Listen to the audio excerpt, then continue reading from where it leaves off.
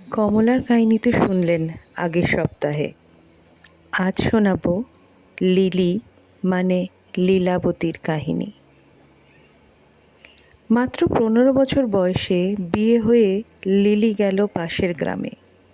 বর্ধিষ্ণু পরিবার, অনেক লোকজন, শ্বশুর শাশুড়ি ভাসুর দেওর জা ননদ, ঘর ভর্তি লোকজন। এত লোকজনের মাঝে ছোট্ট লিলির বড় দমবন্ধ লাগতো প্রথম প্রথম। স্বামী মানুষটাও কেমন যেন গম্ভীর, একটু দূরত্ব রেখেই চলতো তাই লীলাবতী। সরকারি চাকরি করে বলেই যেন সাহেবী আদব কায়দায় অভ্যস্ত মানুষটাকে লিলি একটু সমীহ করেই চলতো। বিয়ের কয়েকদিন পরে কাজের জায়গায় ফিরে যায় লিলির স্বামী। জনারণ্যে আরও একা হয়ে পড়ে লিলি। কত কাজ, কত নিয়ম, কত আচার বিচার, সকাল গড়িয়ে কখন রাত হয়ে যায় বুঝতে পারে না সে।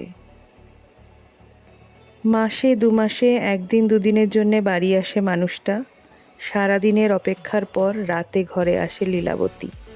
অনেক অনেক কথা বলতে ইচ্ছে হয়, অনেক অনেক কথা জানতে ইচ্ছে হয়, কিন্তু মানুষটা বড্ড বেশি সাহেবী। লিলির মনের কথা বোঝার কোনো ইচ্ছাই দেখায় না সে। লীলাবতীর মনের থেকে শরীর অনেক বেশি আকর্ষণ করে তাকে। লীলাবতী মুখ বন্ধ করে সহ্য করে যায় তাকে। এভাবেই দিন কাটে লীলাবতীর। বছর ঘুরতে না ঘুরতেই কোল আলো করে জন্ম নেয় পুত্র সন্তান। সবাই খুব খুশি হয়। লীলাবতীর জীবনেও এক টুকরো খুশির বাতাস বয়ে যায়। সন্তানকে নিয়ে মেতে ওঠে সে। স্বামী আসে ছুটি পেলেই, খুব সোহাগ করে, আবার ফিরে যায়। বছর ঘুরতে না ঘুরতেই আবার অন্তঃসত্ত্বা, এবার একটি কন্যা সন্তান আসে লীলাবতীর কোলে। আবার সোহাগ, আবার সন্তান, আবার সোহাগ, আবার সন্তান। এমনি করে 10-10টি সন্তানের জন্ম দেয় সে। এখন তার মাত্র 30 বছর বয়স। 10-10টা সন্তান, ছোটটা কোলে, বড়টা 14 বছরের। ম্যাট্রিক পরীক্ষার প্রিপারেশন নিচ্ছে। এতজনকে একসাথে সামলাতে সামলাতে ক্লান্ত হয়ে পড়েছে লীলাবতী।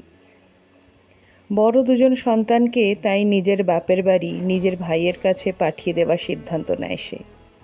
পরের 2জনকে শ্বশুর বাড়িতেই রাখে ভাসুরের কাছে।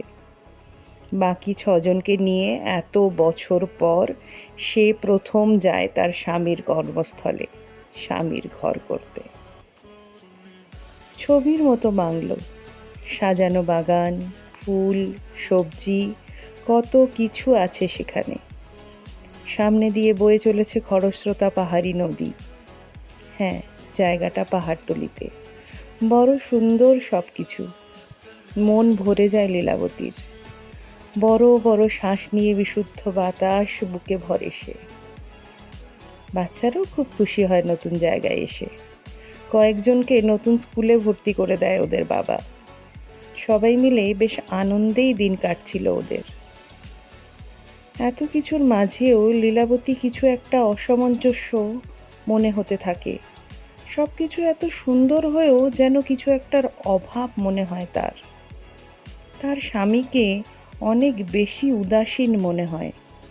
মানুষটা আগেও তাই ছিল, কিন্তু এখন যেন আরো বেশি করে মনে হয় সেটা।